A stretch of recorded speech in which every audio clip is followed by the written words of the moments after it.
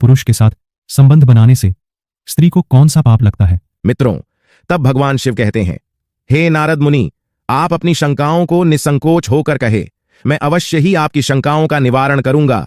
तब देवर्षि नारद कहते हैं, हे प्रभु, मैं इस कथा को पूरा ध्यान से सुनूंगा और इसका प्रसार भी करूंगा। कृपा करें और इस भक्त की जिज्ञासा को शांत करें। मित्रों, तब भगवान शिव कहते हैं, हे नारद मुनि, एक समय की बात है, ब्रह्मा जी ने जब सृष्टि निर्माण का कार्य शुरू किया था, तब स्त्री की रचना करने में उन्हें कई वर्षों तक अभ्यास कर हर अंग और उसके अंदर गुणों की रचना करनी पड़ी। उसके मन को अति जटिल प्रकार से निर्माण किया गया, इसलिए स्त्री के मन को समझ पाना बहुत कठिन होता है। उसके अंदर सौम्यता और निष्ठुर के दोनों गुणों को डाल दिया था।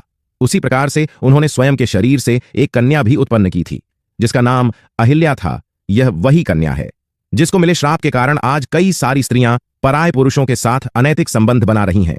इसी अहिल्या की कथा में आपको सारे प्रश्नों के उत्तर मिल जाएंगे। देवी अहिल्या अत्यंत सुंदर, गुणवान और चरित्रवान स्त्री थी, जिसे वरदान था कि वह हमेशा के लिए केवल 16 वर्ष आयु की ही सुंदर कन्या बनी रहेंगी और कभी भी उनकी सुंदरता कम नहीं होगी।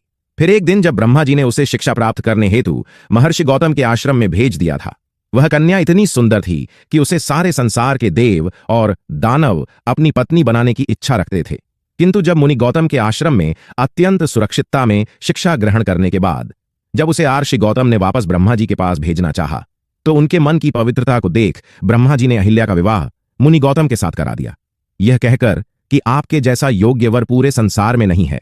मित्रों, तब भगवान शिव कहते हैं, हे नारद मुनि, फिर कुछ दिन बीतने के बाद जब देवी अहिल्या गंगा तट पर स्नान करने हेतु गई थी, उसी समय देवराज इंद्र भी उसी वन में विहार करने के लिए आए थे। जब इंद्र की कुदृष्टि अहिल्या पर पड़ी तो वह उनकी सुंदरता को देख इतने मोहित हुए कि देवराज इंद्र अपने इंद्रिय की लालसा में उन्मत्त हो गए। मित्रों, जब इंद्र को इस बात का पता चला कि उनका विवाह आर्षि गौतम के साथ हो चुका है, फिर भी वह उनके पीछे उन्हें पाने के लिए पड़ गए। वह हर रोज उन्हें देखने के लिए छुप छुप कर उनका पीछा करने लगे। उसने आर्षि गौतम और देवी अहिल्या की सारी गतिविधियों को जान लिया और फिर एक दिन चंद्रमा के पास गए। मित्रों, भगवान शिव कहते हैं, हे नारद मुनि, जब भी कोई व्यक्ति अपने मित्र का चुनाव करता है तो सबसे पहले उनके आचार विचार एक जैसे ही होते हैं। जैसे कि किसी चोर का मित्र चोर ही होता है और संत का मित्र संत ही होता है। फिर एक दिन इंद्र और चंद्र ने मिलकर एक योजना बनाई, जिसके अनुसार एक रात को इंद्रदेव मुनि गौतम के भेष में अहिल्या के पास जाएंगे और चंद्रमा इस जोखिम भरे कार्य में उनकी सहायता करेंगे। हे नारद, चंद्रमा ने भी अपनी गुरु से धोखा किया था, जिसका कारण यह था कि चंद्रमा के गुरुदेव गुरु बृहस्पति हैं। एक बार चंद्रमा शिक्षा हासिल करने के लिए बृहस्पति के पास गए थे। वहां चंद्रमा बृहस्पति की पत्नी तारा की सुंदरता पर मोहित हो गए और उनसे प्यार करने लगे। इसके बाद तारा चंद्रमा के साथ चली गई और बृहस्पति को छोड़ में आज हम जानेंगे कि किस श्राप के कारण स्त्रियां पराये पुरुषों के साथ संबंध क्यों बनाती है। तो दोस्तों, एक बार जब भगवान शिव माता पार्वती के साथ कैलाश पर्वत पर विश्राम कर रहे थे, तभी देवर्षि नारद कैलाश में आते हैं और मां पार्वती और शिव जी को प्रणाम करते हुए कहते हैं, हे प्रभु, आपकी सदा ही जय हो। आप ही आदि और अनंत हैं। हे प्रभु, आज जब मैं पृथ्वी लोक पर भ्रमण कर रहा था, तब मैंने देखा कि कई सारी स्त्रियां शिव महापुराण का पाठ कर रही थीं और आप ही की पूजा मन से मग्न होकर कर रही थीं। जो स्त्रियां भी सर्वगुणों से संपन्न पति की चाह रखती है, वे सभी आपको जल चढ़ाती हैं, सोमवार के दिन उपवास तथा निर्जला व्रत करती है, आपको ही परम परमेश्वर रूप में पूजती है। हे प्रभु, आप जैसे पति पत्नी बनकर 7 जन्मों के फेरे भी लेती हैं। हे प्रभु, एक शाश्वत सत्य यह भी है कि मां पार्वती और भगवान शिव की जोड़ी तीनों लोकों में अनंत काल से प्रख्यात है। किंतु आज मैंने एक विचित्र घटना को देखा कि कुछ स्त्रियां पति की आंखों में धूल झोंक कर अन्य पुरुषों के साथ अनैतिक संबंध बना रही थी। यह देख मेरे मन में 3 प्रश्न उठे। हे प्रभु, मैं इन्हीं प्रश्नों के उत्तर जानने हेतु आपके पास आया हूं। कृपा करें और इस भक्त की आशंकाओं को दूर करें। मित्रों, तब भगवान शिव कहते हैं, हे नारद मुनि, आप अपनी शंकाओं को निसंकोच होकर कहे, मैं अवश्य ही आपकी शंकाओं का निवारण करूंगा।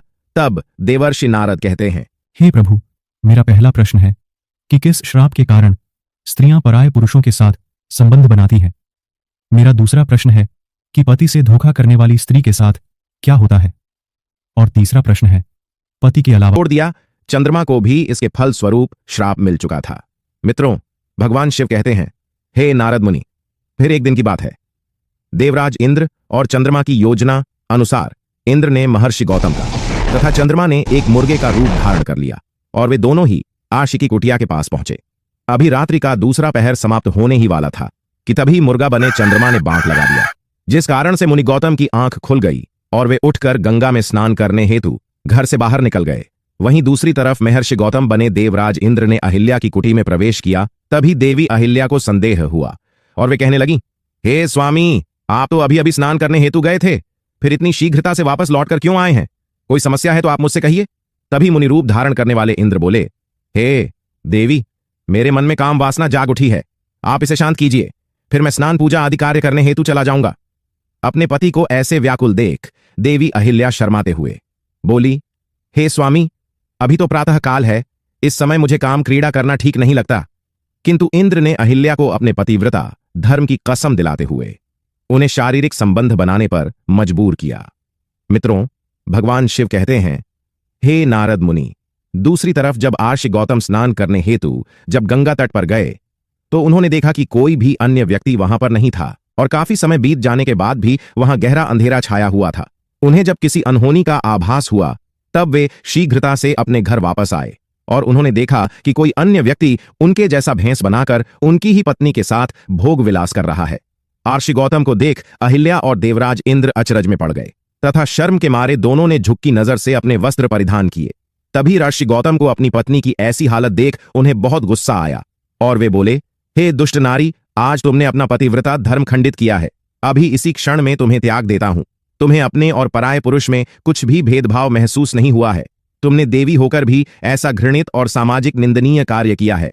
आज मैं तुम्हें और समस्त नारी जाति को यह श्राप देता हूं कि तुम कभी भी अपनी काम वासना को शांत नहीं कर पाओगी। हमेशा भोग विलास की चाह में तुम अपने धर्म को भी भूल जाओगी। मित्रों, भगवान शिव कहते हैं, हे नारद मुनि, देवी अहिल्या अपने पति के चरणों में पड़कर उनसे विनती करने लगी। वह करुण विलाप करते हुए क्षमा याचना करने लगी।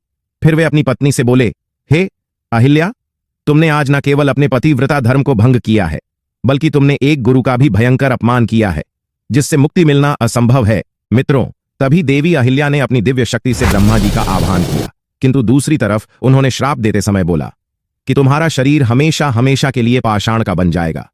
मित्रों, तब भगवान शिव कहते हैं, हे नारद मुनि, उसी समय आर्षि गौतम ने जब देवराज इंद्र और चंद्र की तरफ देखा तो वे दोनों मुनि के गुस्से को देखकर स्वयं के असली रूप में आकर मुनि के चरणों में गिरकर गिड़गिड़ा लगे।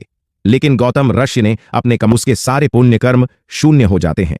हे नारद, आपके तीसरे प्रश्न के अनुसार पति को धोखा देकर पराय पुरुष के साथ संबंध बनाने वाली स्त्रियों के सारे पुण्य समाप्त होते हैं और जो भी पुरुष दूसरों की पत्नी के साथ जबरदस्ती या मजबूरी में गलत कर्म पाप करता है उसे भी मृत्यु के बाद नरक में ही जाना पड़ता है और अगले जन्म में उस पुरुष को किन्नर की योनि प्राप्त होती है। जो भी स्त्री या पुरुष अपने जीवन साथी के साथ छल पूर्वक व्यवहार करते हैं उन्हें भी कई प्रकार के कष्ट भोगने पड़ते हैं। हे नारद, अब मैंने आपके सारे प्रश्नों के उत्तर दिए हैं। तब देवर्षि नारद कहते हैं, हे प्रभु, आज मैं धन्य हो गया हूं। आपका ये कहानी जगत कल्याण करने के लिए बहुत सुंदर कहानी है, तो मित्रों आशा करते हैं आपको यह कथा अवश्य ही पसंद आई होगी। तो कमेंट में सच्ची श्रद्धा से हर हर महादेव अवश्य लिखें। साथ ही वैदिक सिख चैनल को सब्सक्राइब करना ना भूलिए। तो मिलते एक प्यारी कहानी के साथ। आप सभी का धन्यवाद। मंडल में जल उठाते हुए देवराज इंद्र को श्राप दिया कि जिस स्त्री की योनि की चाह में तुमने आज जो घृणित कार्य किया है, इसके फल स्वरूप तुम्हारे शरीर पर हजारों योनि उत्पन्न हो जाएंगी। और चंद्र को भी उन्होंने श्राप दिया। मित्रों, उसी समय ब्रह्मा जी सहित अन्य देवता वहां पधारे। वे सभी होनी को तो टाल ना सका, क्योंकि मुनि श्राप दे चुके थे। जब इन सारी बातों का पता देवताओं को लगा तब उन्होंने ऋषि गौतम से विनती की और अहिल्या के श्राप से मुक्ति का समय पूछा। तब मुनि गौतम ने बताया कि त्रेता युग में श्री हरि के अवतार राम आएंगे और इस पाषाण रूपी मूर्ति को पैर से छूने के बाद ही वह इस पाप से मुक्त हो जाएगी। तब तक के लिए इस स्त्री की आत्मा को घोर नरक की यातनाएं भोगनी पड़ेंगी। उसे यमराज द्वारा कई जन्मों तक नरक की सजाएं सारी भुगतनी पड़ेगी और उसे भोगने बाद भी उन्हें तुच्छ प्राणी की योनि में जन्म लेना पड़ेगा। मित्रों, वहीं दूसरी तरफ देवराज इंद्र के शरीर पर जब 1000 योनियां उभर आई तो सभी देवी देवता उन पर हंस हंस कर उनका उपहास करने लगे। तब इंद्र सहित सभी देवता गौतम से इस श्राप का उपाय मांगने लगे, तो उन्होंने सभी का सम्मान करते हुए उन सारी योनियों को आंखों में बदल दिया।